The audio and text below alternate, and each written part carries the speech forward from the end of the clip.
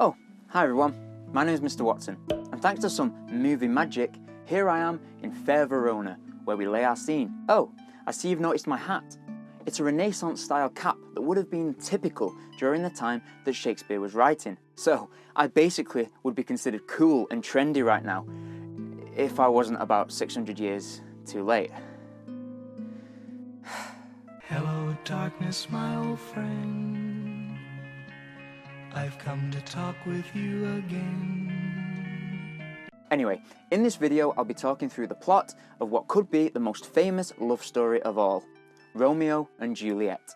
You know, we're in Italy and I have my Renaissance cap on, but I just feel like there's something missing. Got it.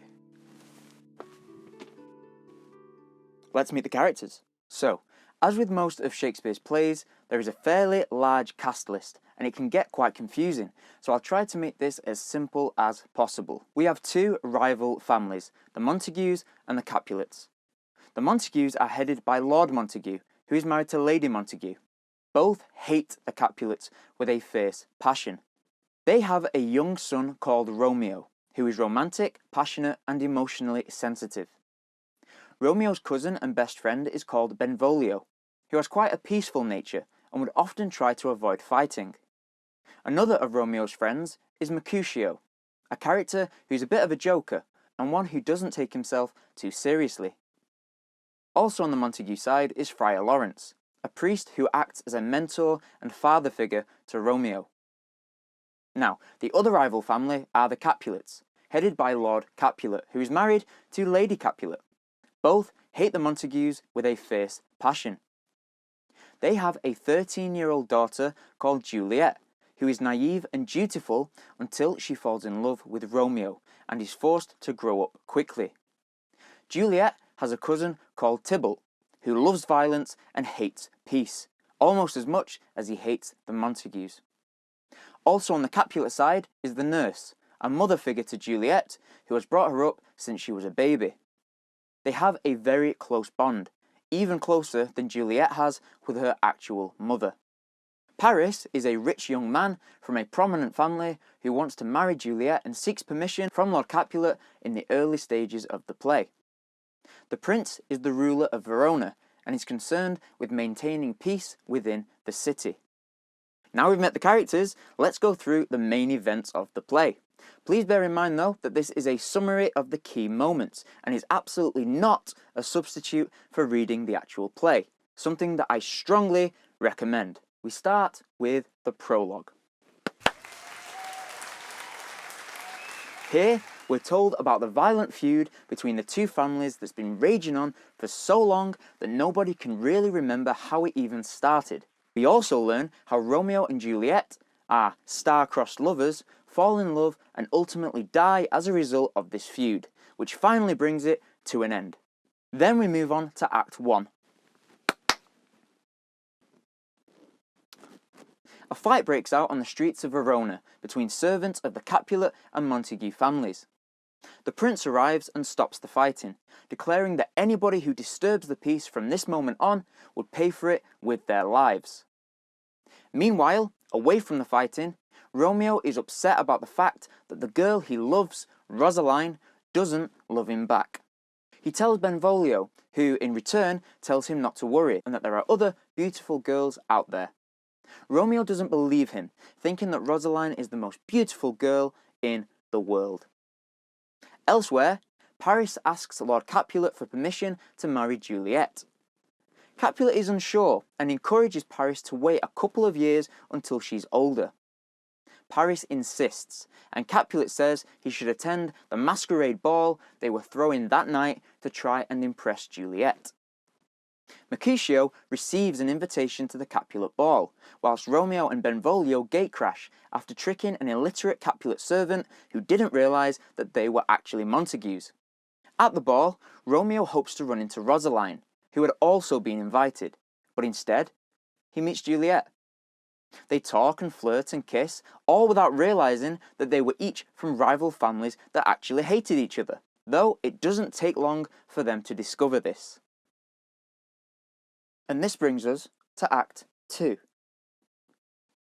Romeo abandons Mercutio and Benvolio to go back and find Juliet. He sneaks into the Capulet's garden and finds her at a window, thinking aloud about her feelings towards Romeo. She likes him, despite their family's feud. Romeo overhears this and goes to her. They talk and laugh and kiss, and then decide to get married the very next day. Yep, things moved pretty fast. The following day, Romeo goes to see Friar Lawrence and tells him about Juliet. The friar comments on how fickle young love is, with Romeo having been obsessed with Rosaline only a day earlier. Romeo dismisses this and asks the friar to marry him and Juliet that day. Thinking such a marriage may bring an end to the age-old feud between the Capulets and Montagues, the friar agrees. Romeo spends some time with Benvolio and Mercutio before the nurse arrives, wishing to speak to Romeo in private. Whilst the others poke fun at her from a distance, the nurse tells Romeo that the wedding had been organised for that very afternoon. The two young lovers get married in a secret ceremony without either of their families knowing. Everything seemed amazing for the two newlyweds, but now we come to Act 3. Mercutio and Benvolio wander the streets of Verona. Benvolio is worried that due to the heat, a brawl may be inescapable. Tybalt arrives and requests to speak to them, but Mercutio taunts him. Romeo arrives and Tybalt insults him, calling him a villain. Romeo, who is now married to Juliet and therefore is family to Tybalt, refuses to be drawn into a fight with him, much to Tybalt's annoyance and Mercutio's confusion. Mercutio declares that if Romeo will not fight Tybalt, then he will. The two fight, and Romeo, desperately trying to bring about peace, puts himself in between them. Tybalt then stabs Mercutio under Romeo's arm, fatally wounding him.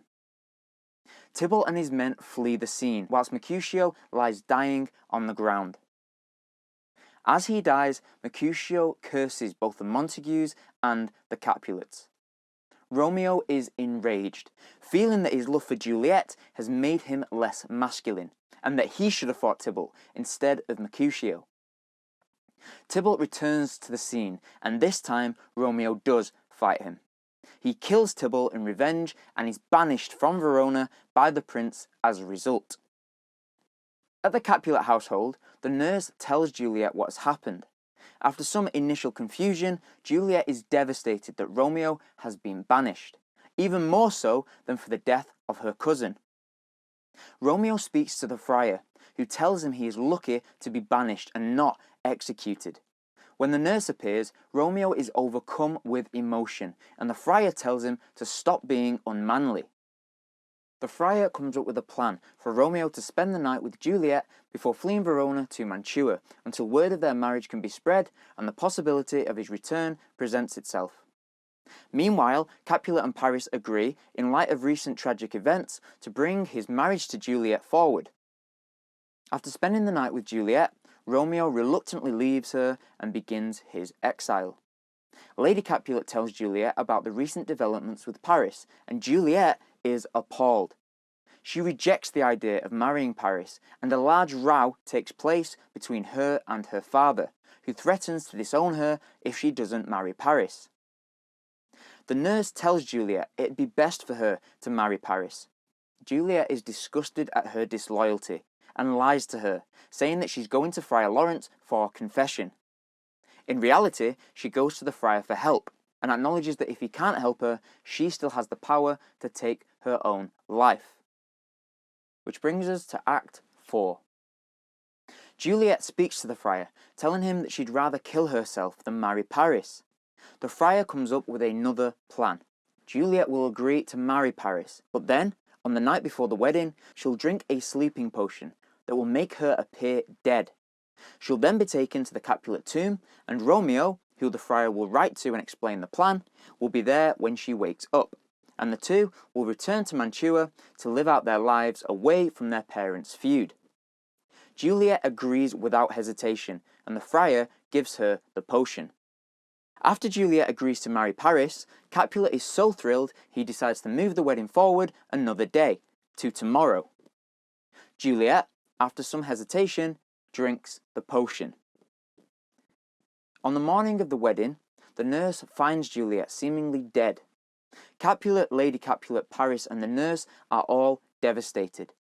The friar urges them to make preparations for Juliet's funeral. And this takes us into the final act of the play, Act 5. In Mantua, Romeo doesn't receive the friar's letter explaining the plan, but instead is greeted by Balthazar, Romeo's servant, who saw Juliet's funeral and believed it to be real. Balthazar tells Romeo that Juliet is dead, and Romeo breaks down. He vows to go to Juliet's tomb and kill himself so that he can be with her. He goes to an apothecary, someone who sells drugs, and buys a vial of poison, and then travels back to Verona. Paris is grieving the death of Juliet at her grave. He sees Romeo enter and is enraged, believing that he is to blame indirectly for Juliet's death after he murdered Tybalt, and it is the grief of Tybalt's death that is supposedly what caused Juliet's. Paris confronts Romeo, who pleads with him to leave. Paris refuses, and the two duel. Romeo kills Paris, whose dying wish is to be laid near Juliet in the tomb. Romeo agrees to this. Romeo enters the tomb and finds Juliet. He speaks to her, explaining his intention of spending eternity with her. He drinks the poison and dies. Moments later, Friar Lawrence arrives at the tomb where he finds Paris's body and then Romeo's. As he processes what has happened, Juliet awakes. She asks him where Romeo is. The friar thinks he can hear the guards approaching and quickly tells Juliet that Paris and Romeo are both dead and that she had to leave with him immediately. Juliet refuses and the friar leaves without her. Juliet sees Romeo's body near her and hearing the guards nearby, she stabs herself with Romeo's dagger. Everyone arrives at the tomb except Lady Montague, Romeo's mother, who has died of grief over Romeo's exile. The friar, upon the prince's request, tells of Romeo and Juliet's secret marriage. The prince blames their deaths on the feud between the Capulets and Montagues. Lord Capulet and Lord Montague agree to end the feud, with Montague saying he'll build a golden statue of Juliet, and Capulet saying he'll build one of Romeo to stand beside hers. So, that's the story of Romeo and Juliet. I hope you found it helpful. Feel free to like this video and leave a comment to let me know if you did. And why not subscribe to the channel so you don't miss any future videos just like this one. I'll thank you for watching, and I hope to see you next time.